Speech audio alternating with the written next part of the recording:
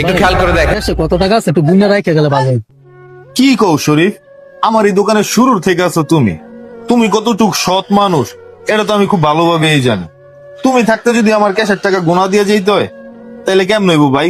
আমি তোমার অনেক বিশ্বাস করি, তুমি যে ক্যাশে ওরা কাজ করতে থাকো, আমি বাড়িতেই যাচ্ছি। এই বেটা সাকিব, দেখছস মহাজন শরীফে কত বিশ্বাস করে, চল শরীফে গিয়ে লারা মেরাই।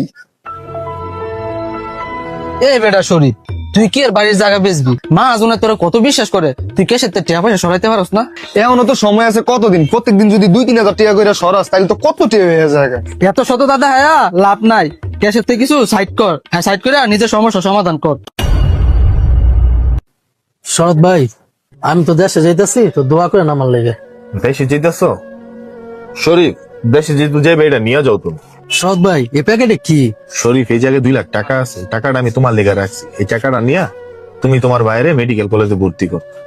পৈতৃক সম্পত্তি বিক্রি করার দরকার নেই। শরৎ ভাই, এত টাকা আমি আপনার এত টাকা ঋণ কেমন পরিশোধ করুন? হ্যাঁ রে ভাই, তুমি ঋণ পরিশোধ করার কথা চিন্তা করতেছো?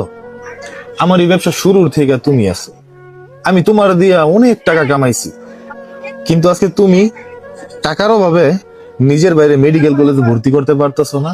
তুমি যে ভাই অর্থনৈতিক এত সমস্যা আছো না, এর একমাত্র কারণ হলো ভাই তুমি অনেক সৎ।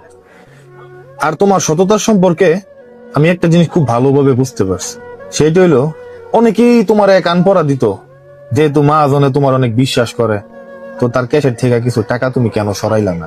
তো তুমি যে নিজের ভিতরে এত সততা রাইখা আমার উন্নতির জন্য এত প্রচেষ্টা করে গেছো না ভাই, ওইটার পক্ষ থেকে এই সামান্য একটা উপহার তোমার লেগা, এটা ভাই তোমার সততার পুরস্কার।